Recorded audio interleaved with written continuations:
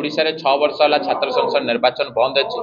चलित वर्ष छात्र संसद निर्वाचन हो बोली आमे दृढ़ भाव आशावादी अच्छु और एथि निमंते एबीवीपी निजर प्रस्तुति राज्य स्तर आरंभ करिया पर्यंत जिला स्तर पर्यंत करिछि।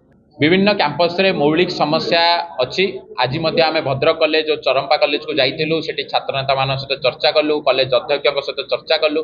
कॉलेज रे माल माल अध्यापक पदवी खाली, बाउंड्री नाही, कॉलेज रे छात्र नेता नथिबारु ठीक भाव कॉलेज रो समस्या सामना को आसी पारु नाही। एथि निमंते छात्र संसद निर्वाचन हबार आवश्यकता अछि एवं दायित्ववान छात्र संगठन हिसाब रे एबीवीपी जिल्लार विभिन्न कैंपस दायित्व रे विभिन्न छात्र नेता मान को दायित्व प्रदान करछि। राज्य मध्य विभिन्न जिला पई दायित्व प्रदान करछि और आम दृढ़ भाव आशावादी आगामी दिन में छात्र संसद निर्वाचन हम और छात्र संसद निर्वाचन हेले ओडिशा रे विपुल मात्रा रे विजय लाभ करने सहित भद्रक रे समस्त कॉलेज रे क्लीन स्वीप करिवो बोली छात्र नेता मान सहित आज चर्चा कलार मत अनुभव होछि। आ सेमाने मध्य दृढ़ आशावादी जे भद्रक मेंबरशिप रे ओडिशा रे यथेष्ट योगदान करने सहित छात्र संसद निर्वाचन में मध्य समस्त प्रार्थी को विजय लाभ कराइबो।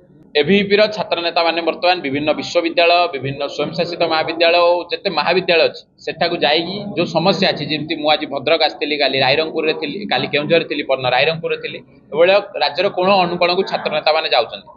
आगामी अगस्ट मासरे विभिन्न कैंपस रो जो मौलिक समस्या अच्छी से समस्या गुडी को एकाठी करने सहित समस्यार समाधान सरकार करंतु बोली तांको सहित नुआ सरकार सहित चर्चा करने सहित छात्र संसद निर्वाचन ओडिशा रे हो बोली एबीवीपी सरकार को भेटी निजर दाबी पुणी थरे जणाइबो।